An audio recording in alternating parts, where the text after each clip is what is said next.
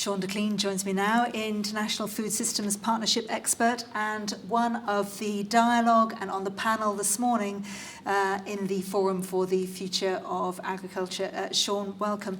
You were in discussion with Dr. Martin Frick as well from Berlin on the World Food Programme.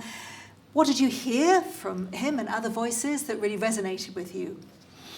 I think what we were hearing is that we really have to look at this from a global perspective. But at the same time, it's affecting regions very differently. And so what that food systems transformation will look like. Martin Frick was talking about how the fact that we've seen a huge uptake in acute hunger. So obviously there's a critical need to think about how we feed people.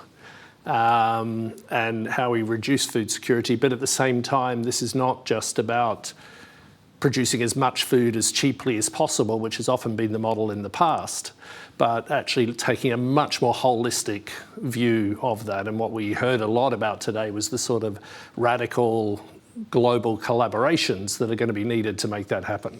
And those collaborations then are exactly that, the how-to. Because that's really where the debate is now. What did you have to say to the forum today? Because I know you talked a little bit about Ukraine being a shock, but there are shocks around the world, and of course that tests the fragility of the system. So what we've seen is that there have been a large number of shocks recently, Ukraine really being one of the ones that pinpointed the vulnerability of the food system, but that's been on the back of supply chain shocks through COVID, through ongoing climate-related shocks. And so the food system is having to become much more resilient. And we're having to think about that resilience in a dynamic way and build in the kinds of risk assessments that will allow us to manage that in a much better way. But at the same time, we've really got to also think about the urgency that is needed, and that will require critical leadership. That came out today from Europe in terms of really taking some of these agendas to scale and really speeding up the pace of transformation while bringing everyone with them at the same time. And the shift in the narrative, and particularly when you look at the EU, that's important, isn't it? That was mentioned in the debate.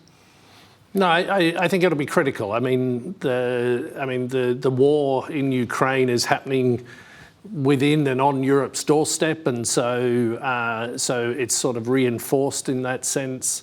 But at the same time, so it would be very easy just to double down and focus on that. And but actually, we need to keep our eye on the prize, which is the fact that actually we have to address this triple challenge of the energy crisis, the food crisis, and the conflict all at the same time in the context of coming out the back of COVID. And so the European leadership is going to be critical here. But at the same time, this is a global challenge, and every region and every country will be looking at it from their perspective as to how do they address this. With your expertise, what's your viewpoint on resilience and what needs to happen next and how we accelerate that change? I mean, one of the things that came out today is we're going to need quite a significant amount of innovation in food systems as we really look at the transformation and the food systems transformation. And that's going to be innovation in some of the more classic ways we think about innovation, so improved resilient seeds, drought resilient seeds. We're going to need to look at data and really make sure that we actually have smart data to make smart, informed decisions to really address resilience in a much more timely and adaptable way. But at the same time, what we heard today is it's going to require innovation in partnerships. It's going to require social innovation. It's going to require policy innovation. It's going to require finance innovation, and all of that at scale coming together in a collective way. And that's where that sort of that sense of radical collaboration is really going to need to come to the fore. How important are forums like this to try and accelerate that debate, and how quickly do you see the possibilities for this to happen? I think forums like this are really important because it's very easy for us to remain in our silos. whether they're silos that are related to, we're just looking at this from a biodiversity perspective, or we're just looking at it from a food production perspective or a water perspective.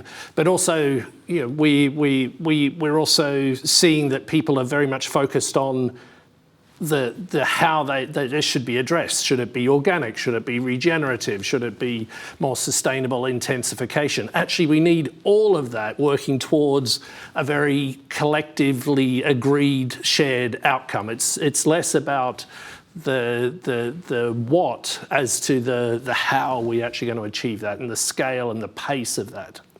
Thank you. We're going to leave it there, but thank you so much, Sean, for your views, and enjoy the rest of the forum. Thank you.